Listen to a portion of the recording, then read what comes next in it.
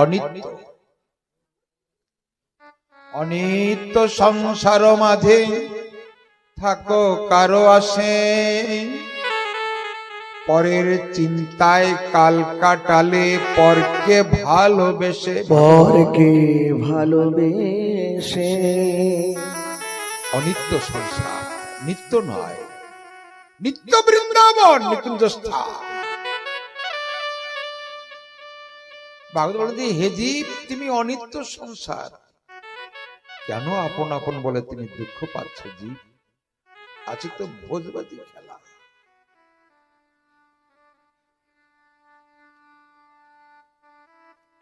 গুরুদেব এক ভক্তকে বলেন, বাবা তোর তো অনেক ভক্তি হয়েছে অল্প বয়সে, তুই রাত্রে থাকিস বাবা? বলছে আমা বারান্দা কে কথা বলছে? মা কানে আসছে। কৃষ্ণ কথা ভালো যদি না লাগে তোমরা একটু ঘরের ভিতরে গিয়ে কথা বলো মা,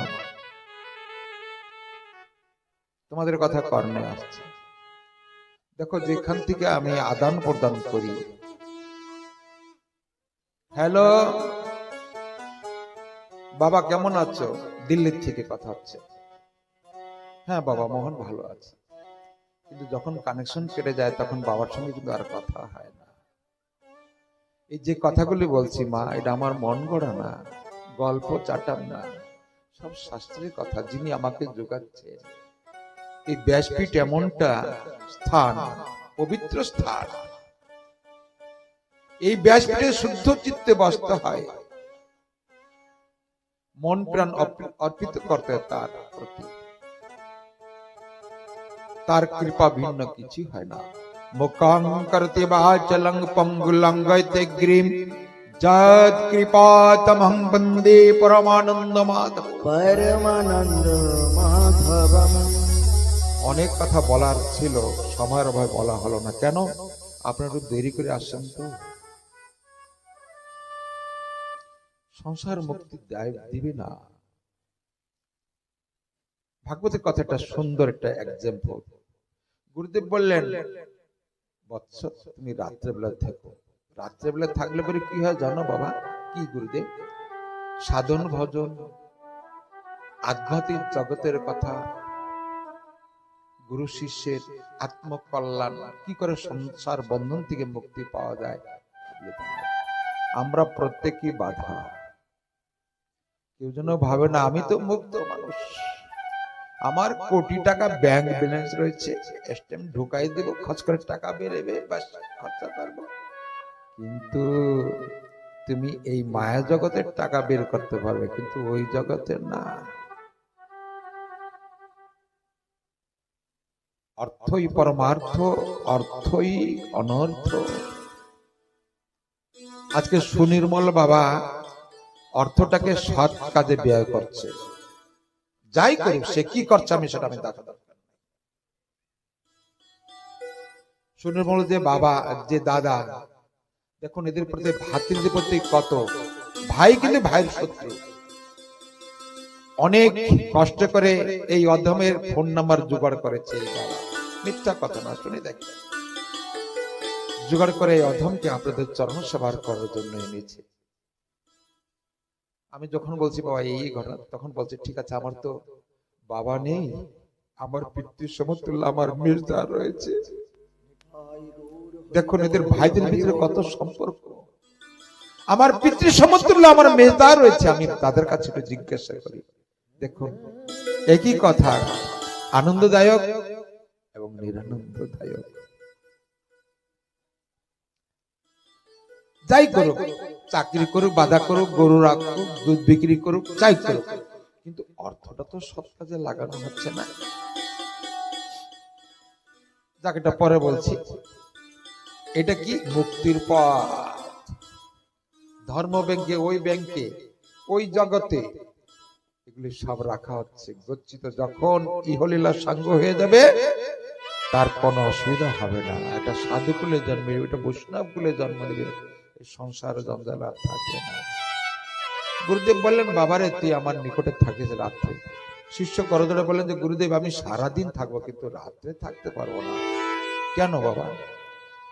আমার এই তোমার যে বৌমা, ও তো সহধর্মিনী, ও আমাকে না পাওয়াই ও কোনোদিন পায় না, যত রাত্র হোক যত দিন হোক। আমার বুড়ো মা রয়েছে, ঘরে বাবা নেই। কথাটা কি বলছি গ্রহণ করবেন মা, এটা কোনো গল্প কথা না, ভাগবতের কথা। বলছে গুরুদেব, আমার বৃদ্ধ মা রয়েছে, চোখে দেখে না, বয়স হয়ে গেছে। বলছে খোকারে, তুই রাত্রে থাকিস বাবা, আর কখন তোর দরকার হয়? তুই সারাদিন যেখানে থাকিস থাকিস, রাত্রে থাকিস না। আর আমার সহধর্মী তো আমাকে ছাড়া থাকতেও পারে না, আমার পুত্র ঠিক, আমার মেয়েটাও ঠিক, তো এর জন্য গুরুদেব আমি থাকতে পারবো না। গুরুদেব বলেন, দেখ রে বাবা, এসব স্বার্থের সংসার বাবা। স্বার্থ যখন ফুরিয়ে যায় তখন কি কারো দিকে তাকায় না। গরুটা যখন ভালো নাঙ্গল টানতো তখন তাকে, হ্যাঁ গো তুমি গরুটাকে ফ্যাঞ্জল দিয়েছে তো, কালকে সকালে কিন্তু চাষ করতে হবে। না না দিনে শিগগিরই দিয়ে আসো, সঙ্গে একটু গোটাও দিয়ে আসো। আজকে বলদটা বুড়ো হয়ে গেছে, পিছনে বেঁধে রেখে দিয়েছে, ফ্যান জল তো দূরের কথা, এক মুঠো কুটো দেওয়ার তার মনে থাকে না। ওই বলদ গরুটাকে নিজের বাবা মার সঙ্গে তুলনা করে নিলে কেমন হয় মা? যে আমাকে লেখাপড়া শিখে এত দূর পর্যন্ত পৌঁছেছে, যখন আমি কালেক্টর হয়েছি, এসপি হয়েছি, বাবা ভিখারির মতন থাকে, লজ্জায় আমি বৃদ্ধাশ্রমে দিয়ে আসছি। কতটা দুঃখদায়ক। চোখের জলে পিতা মাতা ভাসে খোকার, আমি কত কষ্ট করে তোর লেখাপড়া শিখেছি কি এর জন্য? যদি বা তুই মাসে মাসে আমাকে টাকা দিস। বৃন্দাবনে অনিরুদ্ধ আশ্রমে যাবেন,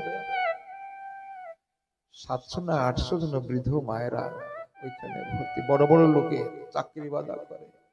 কথাটা যদি বা ভাগবতে লেখা নেই, তথাপি এটা গ্রহণযোগ্য কিনা সাধু সন্তরা আপনারা বিচার করবেন।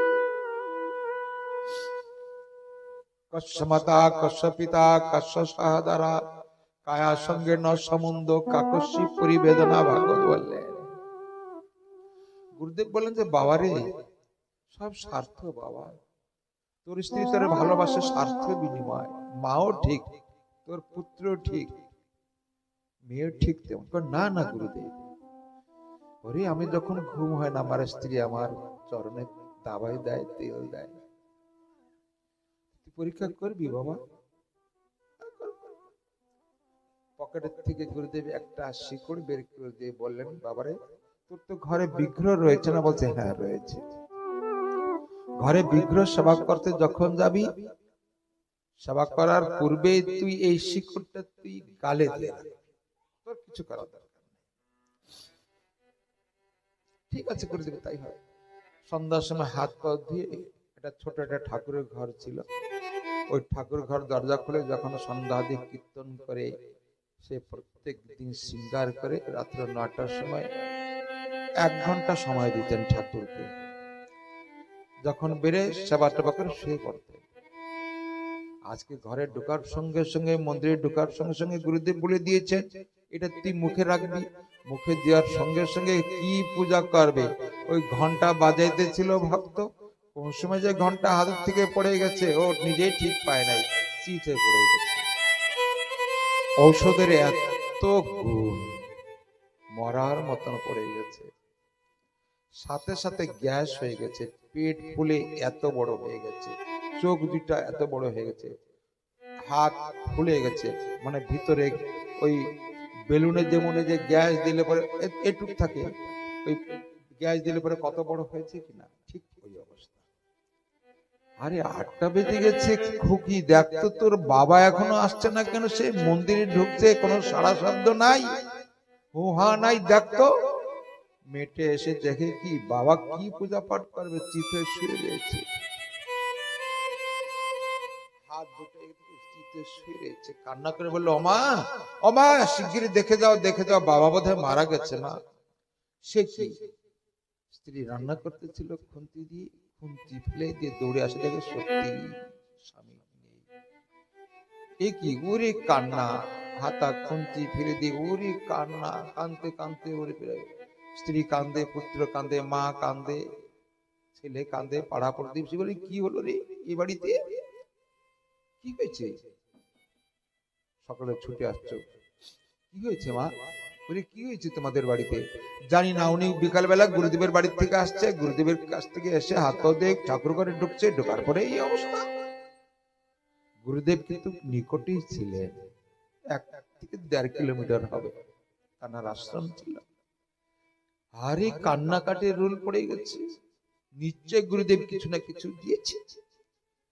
গ্রামবাসী বলে যে চলো গুরুদেবকে নিয়ে আসি, কি খাওয়াইছে কি করেছে কি জানে।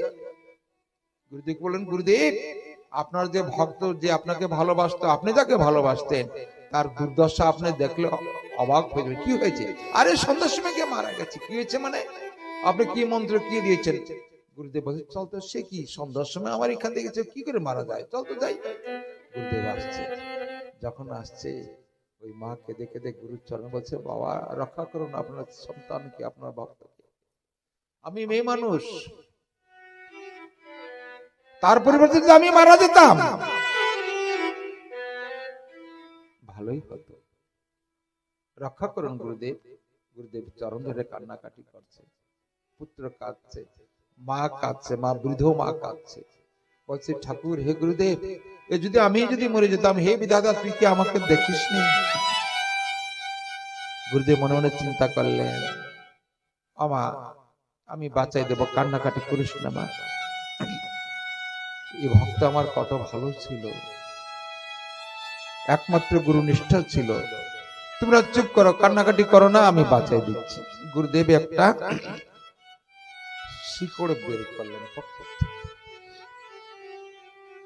বলছে এখন আমি বাঁচাই দেবো মা। এই কান্নাকাটি করতে করতে সন্ধ্যার সময় ওই শিকড় খেয়ে যে মারা গেছে, রাত্র তখন 2:30, সারা গ্রাম কান্নাকাটি।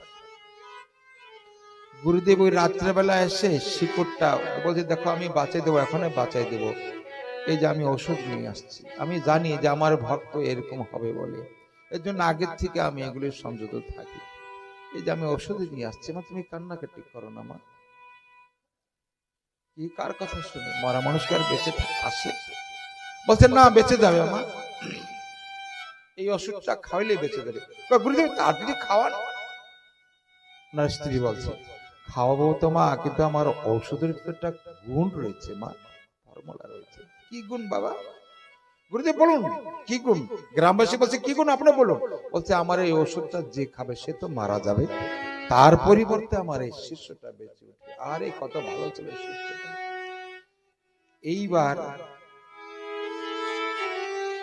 এইবার পরীক্ষা চলছে, কে খাবে। আমার কথাটা চিন্তা করবেন, কত ভাগবত কথা, কত সুন্দর জীবকে বোঝাচ্ছে। গুরুদেব হাতে ধরে রয়েছে, মনে মনে চিন্তা করলেন, স্বামীর আগে যদি কোনো স্ত্রী যদি চলে যায়, কত ভাগ্য শাখা সিদ্ধ নিতে না। মা তুমি তো মহাভাগ্যবান মা, তুমি এক কাজ করো, ইতিপূর্বে আমি যখন আসছি তখন তুমি আমাকে তো বলেছো যে আমি যদি মারা যেতাম, উনি যদি বেঁচে থাকতো, এই সংসার কে চালাবে, ছোট ছোট বাচ্চারা রয়েছে, এটা তুমি আমাকে বলেছো, আমি শুনছি। তুমি খাও না মা, খাও, তুমি মরে যাও তোমার পরিবর্তে। এখানে কান্না কিন্তু বন্ধ হয়ে গেছে। মনে মনে ভাবলেন, সারা নিবংশা গুরুদেব কি কয় রে, আমি জেতা মানুষ, তো মারা গেছে, মরা মানুষ তো কোনোদিন বাঁচে উঠে, সত্যি যদি আমি মরে যাই, এখন আমার কত কি রয়েছে, ছোট ছোট বাচ্চারা রয়েছে, সংসার রয়েছে, কত কি আশা রয়েছে। এখন কান্না বন্ধ করে ভাবছে, খাবো কি খাবো না, মুখে ধরে নেবো, আমার খাও।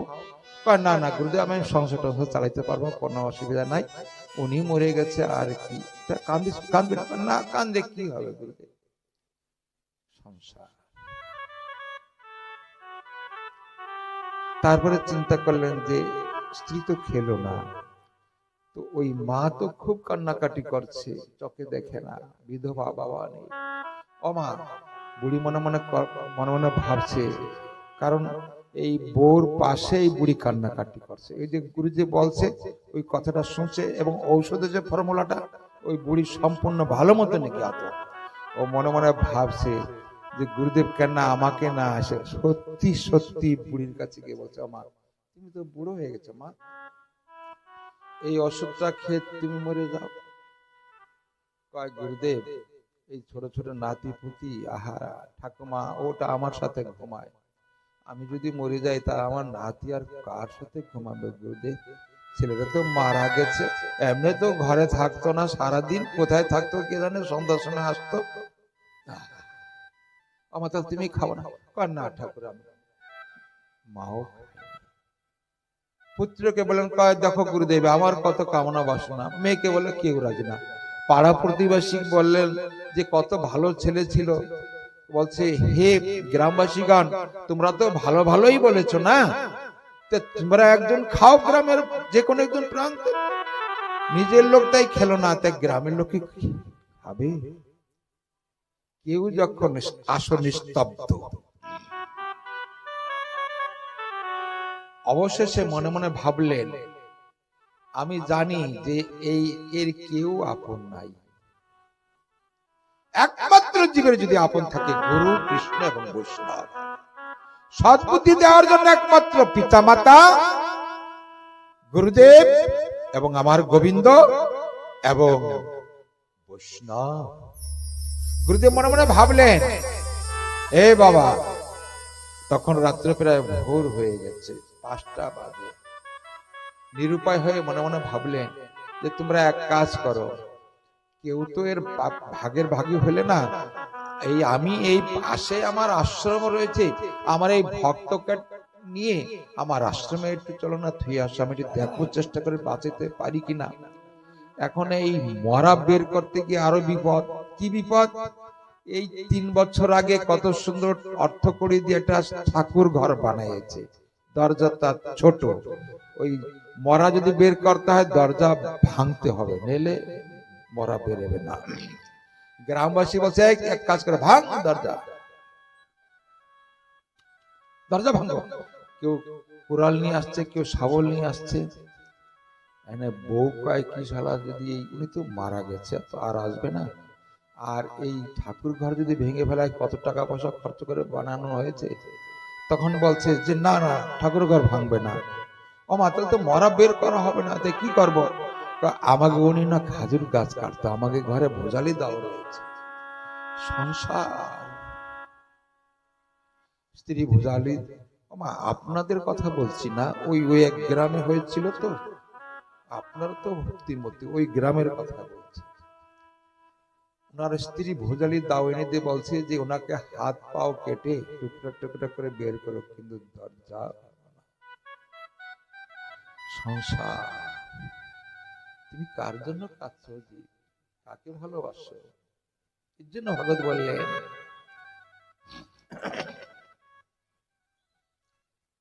পরের চিন্তায় কাল কাটালে পরকে ভালোবাসে। গুরুদেব বললেন যে হারাম দাদা, তুই এখনো শুয়ে রয়েছিস, এক চড় মারলেন। ও কিন্তু মরে নাই, মা হুশ আছে, সব শুনছে। এটা হচ্ছে গুরুদেব শিষ্যকে উদ্ধার করবে, কত পলিসি। যেই চড় মারলেন, লাভ দিয়ে উঠলো। ও মনে মনে শুয়ে ভাবছে, ওরে শুনিতি তোরে কত ভালোবাসতাম, এই নাকি তোর ভালোবাসা? মা গো, আমি তোমাকে কত ভালোবেসেছি মা। পুত্রকে বলেছেন, পুত্র রে, তোরে না খাওয়াই খাওয়াইছি, লেখাপড়া শিখেছি। মেয়েকে বললেন সে কি কথা, গ্রামবাসী থেকে বললেন সে কথা। কিসের জন্য থাকবো এই সংসারে? চলুন গুরুদেব। যখন লাভ দিয়ে উঠছে, সন্ধ্যার সময় মরা মানুষ যদি ভোরবেলা লাভ দিয়ে উঠলে দেশের লোক থাকে নাকি? কেউ মনে মনে ভাবছে সালে তো ভূত হয়ে গেছে, যে যেখানে ছুটে পালাইছে গুরুদেবের হাত ধরে। ওই যে ভক্ত চলে গেল বৈরাগ্য পথ অবলম্বন করে, আরে ফিরে এলো না। গুরুদেব কৃপা করে তাকে উদ্ধার করলেন। নিতাই গৌরে প্রেমানন্দে হরি বল, জয় জয় শ্রী রাধে।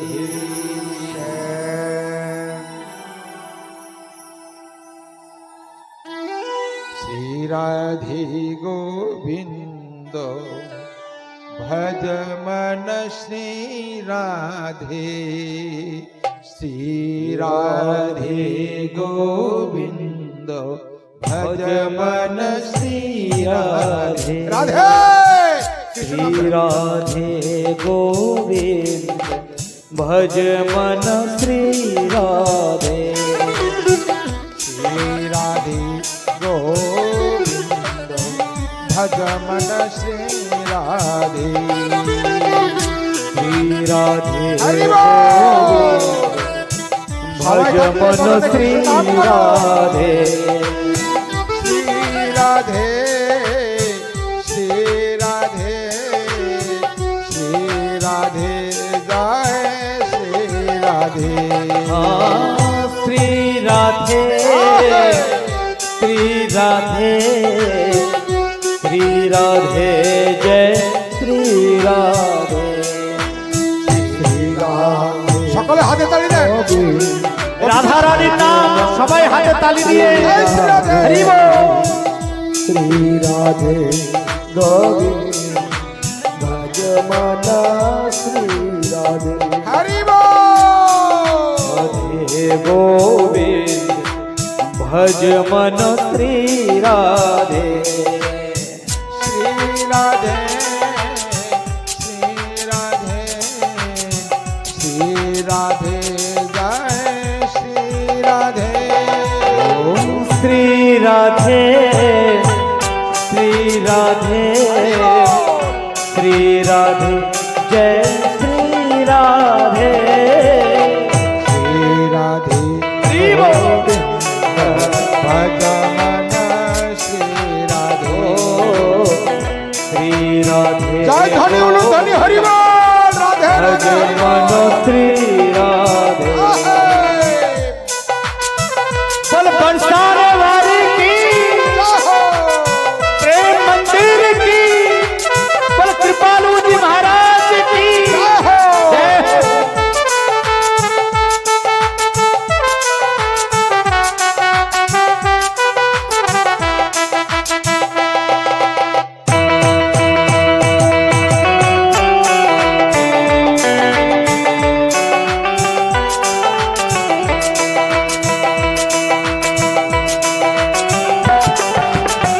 हरि बोलो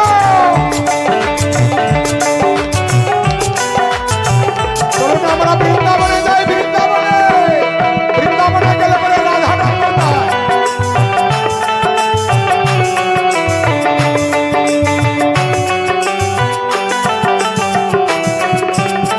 राधे राधे जपा करो कृष्ण नाम रस पिया करो राधे राधे जप करो कृष्ण नाम रस पिया करो राधे राधे जपा करो कृष्ण नाम रस पिया करो राधे राधे जप करो कृष्ण नाम रस पिया करो राधे राधे श्री राधे बोलो जमुना पट रानी की वृंदावन धाम की नंदगांव की সবাই দুটি তালি তালি বাজিয়ে হাত তুলে দেখি কত সুন্দর লাগবে হাত তুলুন সবাই তালি বাজিয়ে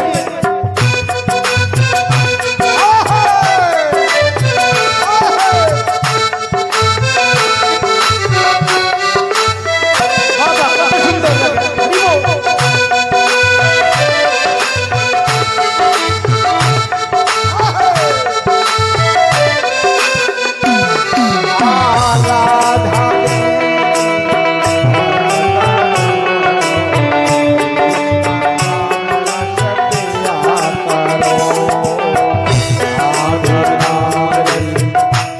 पकड़ो कृष्ण नाम रस पिया करो राधे राधे राधे राधे राधे राधे जपा करो कृष्ण नाम रस पिया करो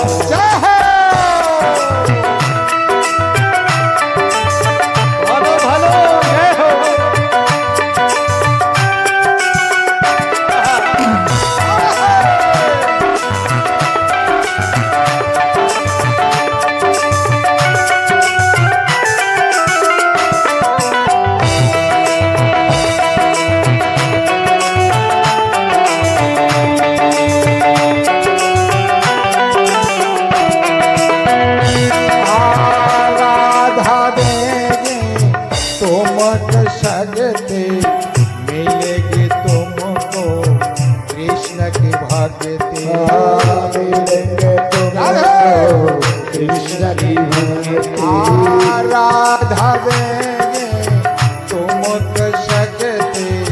हो मिलेगी तुमको कृष्ण की भक्ति, मिलेंगे तुमको कृष्ण की भक्ति। और मिलेगी तुमको कृष्ण की भक्ति। हो राधे कृपा करो दया करो।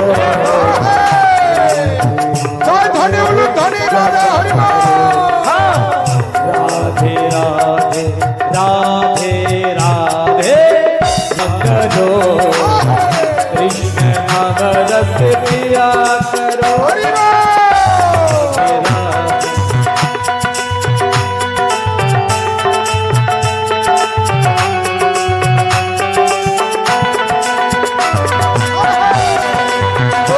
कृपा नहीं राधा रानी की।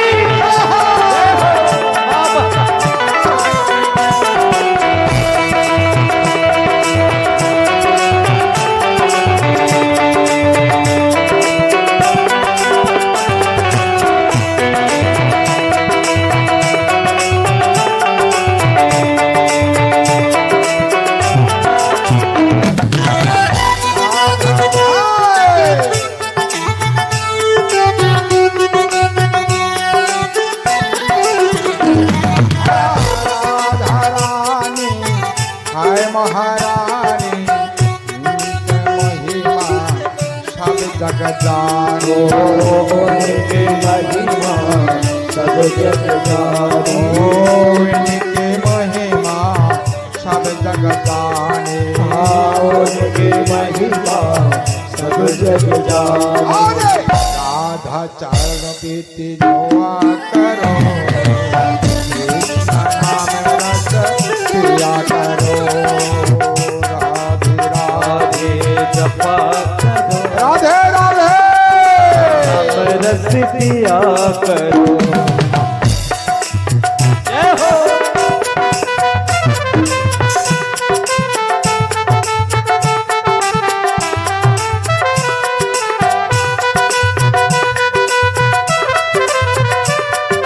बोले सतगुरुदेव भगवान की, श्री कृपालु जी महाराज की, वृंदावन धाम की।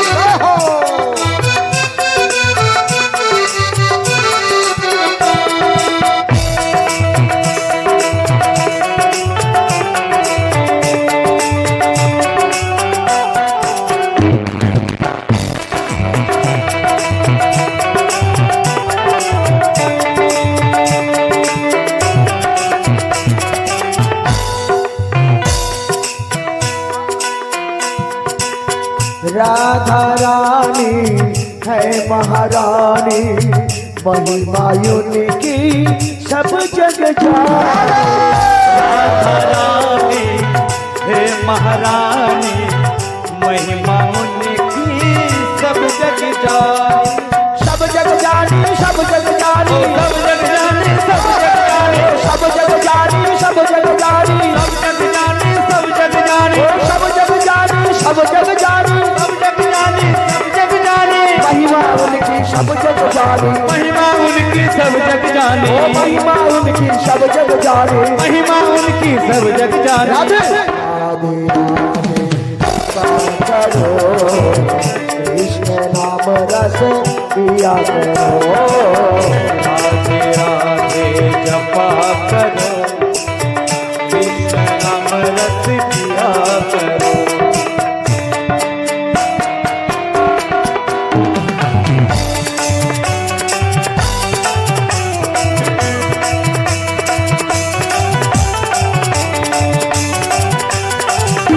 राधे राधे राधे राधे राधे राधे राधे राधे राधे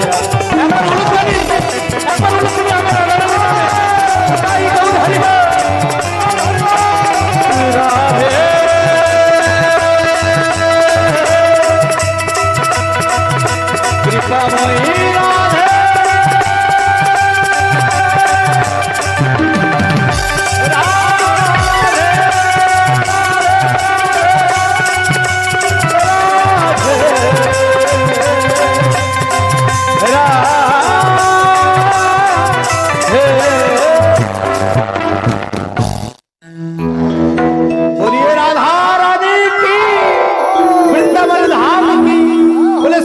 श्री कृपालु जी महाराज की जय हो जय हो। जय जय श्री राधे।